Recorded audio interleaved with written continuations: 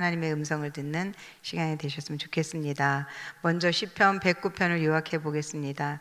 이 시는 다윗이 깊은 고통과 억울함 속에서 하나님께 부르짖는 탄식과 간구의 시입니다. 동시에 매우 아주 강한 저주의 표현들이 많이 나오는 그런 시입니다. 하지만 그 안에는 단순한 분노를 넘어서서 하나님께 모든 것을 맡기려는 그의 믿음의 고백들이 담겨 있습니다. 110편은요 구약 성경 중에서 메시아에 대한 가장 강력한 예언을 한 시편이다라는 그런 시입니다. 다윗이 기록한 이 시는 단순한 왕의 찬양이 아니라 예수 그리스도의 왕권과 제사장직, 그리고 그 예수님께서 최종적으로 승리하실 분이시라는 것을 말씀해 주고 있는 시입니다. 111편은요 하나님의 위대하신 행적과 신실하심을 찬양하는 감사와 경외의 시입니다. 할렐루야를 시작하면서 하나님을 전심으로 찬양하겠다라고 다짐을 하는 시입니다. 112편입니다. 지혜의 시편으로 하나님을 경외하는 자가 어떤 삶을 살며 어떤 복을 받는지를 아름답게 묘사해 주고 있습니다. 이 시도 역시 할렐루야를 시작하고 있습니다. 113편은 하나님의 높으심과 동시에 낮은 자를 돌보시는 그 자비로우심에 대해서 노래한 시입니다. 이 말씀을 통해서 하나님은 어떤 분이신지를 한번 찾아보았습니다. 첫 번째, 하나님은 억울함을 아시는 분이십니다. 시편 119편 전체의 시를 읽어보면 알 수 있습니다. 다윗은 고통 가운데 외면하지 않는 그 하나님 앞에 간절히 탄원하고 있습니다. 자신의 고통을 하나님 앞에 기도하면 하나님께서 응답하신다는 것을 알았기에 그 하나님 앞에 간절히 기도하는 것을 볼 수가 있습니다. 제가 여기서 특히 눈여겨보게 된 것은 자신의 감정들을 여과 없이 분출해내는 그런 구절들이었습니다. 시편 119편 8절에서 15절 말씀은 우리가 좀 전에 아까 읽었던 말씀인데요, 한 번 더 읽어보도록 하겠습니다. 시작. 그의 연수를 짧게 하시며 그의 직분을 타인이 빼앗게 하시며 그의 자녀는 고아가 되고 그의 아내는 과부가 되며 그의 자녀들은 유리하며 구걸하고 그들의 황폐한 집을 떠나 빌어먹게 하소서. 고리대금하는 자가 그의 소유를 다 빼앗게 하시며 그가 수고한 것을 낯선 사람이 탈취하게 하시며, 거기까지만 읽겠습니다. 그 뒤에도 쭉 이어지는데 저는 이 구절들을 다윗의 비유입니다라고 생각하며 읽어봤습니다. 사람이 억울함을 마음에 가지고 있으면 안 됩니다. 마음에 품고 있으면 그 억울함들은 점점 눈덩이처럼 불어납니다. 그럼 어떻게 할까요? 우리의 억울함을 아시는 하나님께 다윗처럼 토로하며 올려드리세요. 어제 목사님께서 말씀하셨던 것처럼 하나님은 하나님을 경외하는 자에게 인자와 자비를 베푸신다고 하셨습니다. 하나님의 그 인자하심을 바라는 것이 하나님을 경외하는 거라고 했는데, 저는 이렇게 자신의 감정을 솔직히 토로해내는 것이 하나님께 인자하심을 바라는 것이라고 정의해 보았습니다. 우리 안에는 여러 가지 많은 감정의 종류들이 있습니다. 나쁜 감정도 있고요, 중간 감정, 좋은 감정들이 있어요. 나쁜 감정으로는 슬픔, 분노, 두려움, 불안, 질투, 외로움, 수치심, 후회, 절망, 좌절. 그다음에 중간 감정, 놀람, 긴장, 혼란, 무감각함, 감정의 공허함, 호기심, 그리움, 복잡함. 좋은 감정으로는 기쁨, 감사, 사랑, 평안, 만족, 희망, 자부심, 감동, 기대감, 신뢰, 이런 감정들이 다 들어있는 거예요. 그럼 이런 감정들은 다 어디서부터 왔을까요? 어떤 사람들은 분노나 슬픔, 두려움, 이런 것들은 다 마귀가 주는 것이라고 말하는 사람들이 있어요. 그러나 아닙니다. 하나님께서 사람을 창조하실 때 함께 창조하신 겁니다. 창세기 1장 27절 말씀을 보면 하나님이 자기 형상, 곧 하나님의 형상대로 사람을 창조하시되라고 말씀하고 있습니다. 하나님의 형상이라고 하면 이성하고 의지뿐만이 아니라 감정도 포함됩니다. 신학자 칼 바르트는 하나님의 형상을 인간의 전인격적인 존재로 이해를 했으며, 여기에는 이성, 의지, 감정을 모두 포함하고 있다는 것을 알 수가 있습니다. 그럼 이제 이런 감정들을 어떻게 써야 할까요? 분노가 일어나는 것은 무조건 참아야 하나요? 사단이 좋아하는 감정이기에 분노는 절대로 내면 안 되니까 참아야 할까요? 그렇지 않습니다. 분노라는 감정도 하나님이 우리에게 주셨기에 그 감정을 우리가 잘 사용하면 됩니다.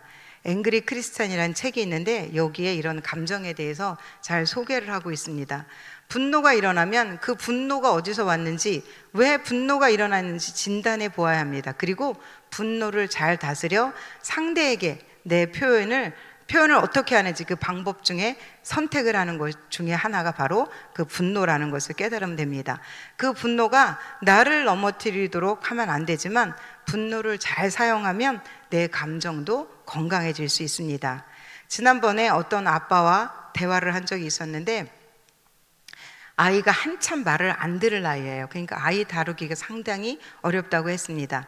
아빠가 어린 자녀와 눈높이를 맞춰 대화하는 것은 어렵습니다. 이 아빠는 아이와의 사이에서 일어나는 분노 때문에 죄책감을 많이 느끼고 있었습니다. 화를 내면 안 되는데 자꾸만 화가 나니까 화를 낼 때마다 본인이 나쁜 아빠가 된 것 같다고 하면서 점점 움츠러들었던 겁니다. 그런 감정이 생기게 되는 건 당연하겠지요. 이 아빠에게 저는 분노도 하나님이 주신 감정이라고 설명해 주면서 분노의 감정을 사용하는 방법에 대해 나누게 되었는데 다음날 아이와의 관계가 많이 달라진 걸 알 수 있었습니다. 많이 달라진 게 아니라 대화 몇 마디 다르게 했을 뿐인데 아이와 아빠의 대화가 달라졌던 것입니다. 하나님이 주신 감정들을 무시함으로 나를 억압하고 억누르지 말고 감정들을 적당하게 잘 사용하시면 됩니다. 또한 시편 109편 말씀은 1절에서 20절까지 내용은 억울하고 무고하게 기소당했던 예수 그리스도를 연상하게 하는 말씀이라고 저는 생각했습니다. 2절 말씀을 같이 한번 읽어볼까요? 2절 말씀 시작. 그들이 악한 입과 거짓된 입을 열어 나를 치며 속이는 혀로 내게 말하며. 아멘. 악한 입과 거짓된 입을 열어서 예수님을 치면서 속이는 혀로 거짓 고소하는 장면들이 신약에 등장합니다. 마가복음 14장 56절로 59절 말씀을 읽어보면 이는 예수를 쳐서 거짓 증거하는 자가 많으나 그 증언이 서로 일치하지 못함이라. 어떤 사람들이 일어나 예수를 쳐서 거짓 증언하여 이르되 우리가 그의 말을 들으니 손으로 지은 이 성전을 내가 헐고 손으로 짓지 아니한 다른 성전을 사흘 동안에 지으리라 하더라 하되 그 증언도 서로 일치하지 않더라. 예수님을 증언하고 있는데 그 증언 내용이 다 거짓이라는 것입니다. 그럼에도 아무런 흠을 찾을 수 없는 예수님을 향하여 공격을 합니다. 시편 109편 3절 말씀처럼 또 미워하는 말로 나를 두르고 까닭없이 나를 공격하였음이니이다. 그러나 나는 사랑하나 그들은 도리어 나를 대적하니 나는 기도할 뿐이라 라고 말씀하고 있습니다. 대적은 마치 미래에 오실 이 다윗은 마치 미래에 오실 예수님의 그 당하실 그 상황들을 미리 예언이라도 하듯 적어놓고 있는 것 같았습니다. 억울한 주님을 향해서.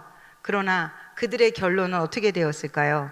그가 17절 18절 말씀 보면 그가 저주하기를 좋아하더니 그것이 자기에게 임하고 축복하기를 기뻐하지 아니하더니 복이 그를 멀리 떠났으며 18절 또 저주하기를 옷 입듯 하더니 저주가 물같이 그의 몸속으로 들어가며 기름같이 그의 뼛속으로 들어갔나이다. 아멘.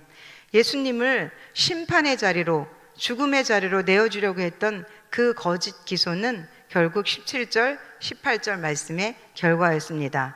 복이 떠나갔고 저주가 몸속 깊이 들어가 뼛속까지 스며들게 되었던 것입니다. 예수님을 팔아 넘겼던 대표적인 사람인 유다는 스스로 목숨을 끊게 되었고요. 군중들은 소리 지르며 그들의 예수님을 십자가에 못 박으라고 외쳤던 그 군중들, 이스라엘을 볼 수 있는데 그들은 나라를 빼앗겨 전 세계로 흩어져 살아갈 수밖에 없었습니다. 119편 말씀을 통해 거짓으로 사람을 속이고 그들을 공경에 빠뜨리게 하는 사람들의 결국에 대해서 오늘의 시인은 경고하고 있다고 저는 믿습니다.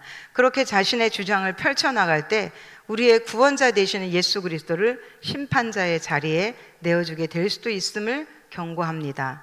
이런 말을 하고 있는 저 자신도 자유롭지 못합니다. 사랑과 이해와 관용보다는 사람을 공경에 빠뜨리려 하는 나쁜 습성들이 많이 있기 때문이라는 것을 알고 있기에 부끄러운 마음으로 말씀을 전해봅니다.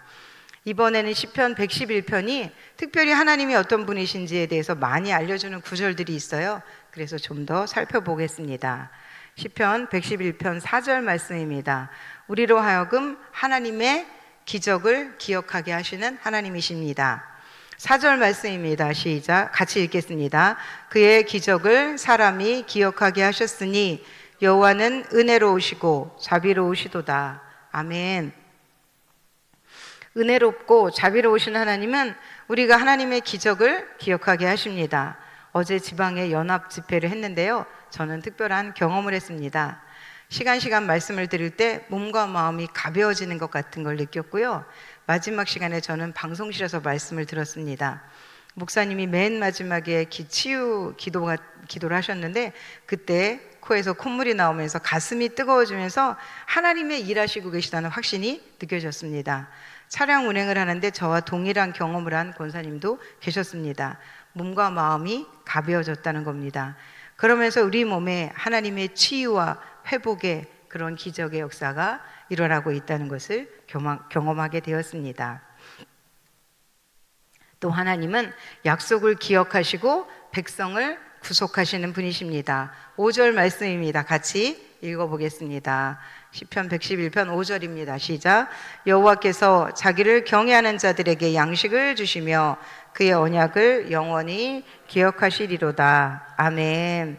또한 하나님은 진실하고 정의로운 분이십니다.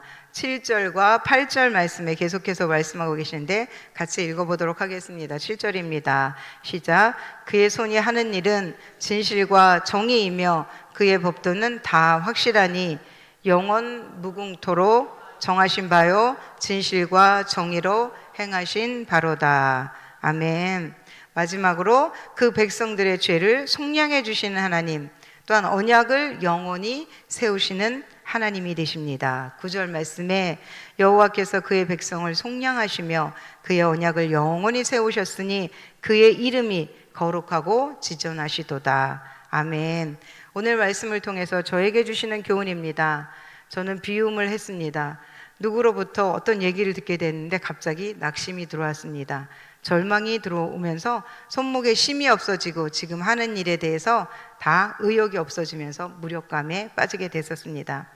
그런데 오늘 말씀을 읽다가 깨닫게 됐습니다. 시편 111편 7절로 8절 말씀인데 같이 한번 읽어보도록 하겠습니다. 시작.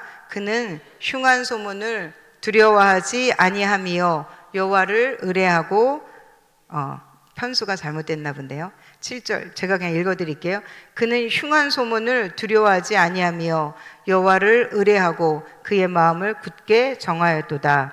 그의 마음이 견고하여 두려워하지 아니할 것이라. 그의 대적들이 받는 보응을 마침내 보리로다. 아멘. 그냥 말씀 띄어놔 주세요. 흉한 소문을 듣고 두려워 떨고 있던 나에게 하나님은 여호와를 의뢰하고 마음을 굳게 정하면 이긴다고 말씀해 주시는 것 같았습니다. 이 말씀이 아니었으면 저는 속아서 한참을 그 상태로 지낼 것입니다. 그러나 말씀으로 살아났습니다. 소문은 소문일 뿐입니다. 누군가 전해주는 소리는 소문입니다. 실체가 아닙니다. 그러면서 믿음이 들려왔습니다. 하나님이 나의 삶 가운데 개입해서 일하시는 그분이 계시는데 무엇을 걱정하느냐라는 소리가 들리는 것 같았습니다. 저의 마음은 평안해졌습니다. 마음이 견고해졌습니다. 마음의 견고함은 두려움을 내어 쫓는다고 했습니다. 그 견고함들이 나를 지켜주는 성막이 되었습니다. 그렇게 나의 방어벽을 쌓아두니까 이제 더 이상 사단이 공격할 수 없었습니다. 우리의 마음의 성벽은 늘 적들의 공격의 대상이 됩니다. 잘 지켜내야 됩니다. 지켜낼 수 있는 힘은 말씀밖에 없습니다. 오늘도 제가 이길 수 있었던 그 말씀의 능력으로 나의 마음을 공격하려고 했던 그 상황들을 이길 수 있었듯이 우리 모두가 말씀으로 늘 이기며 살아가는 그런 삶이 되었으면 좋겠습니다. 우리는 큰 것이 우리를 무너뜨리는 것이 아닙니다. 아주 사소해 보이는, 작아 보이는 것들이 우리를 허물어뜨리려고 하는 것입니다. 오늘 하루도 말씀을 잘 지켜내는 한날의 삶이 되었으면 좋겠습니다. 기도하고 말씀 마치도록 하겠습니다. 살아계신 하나님,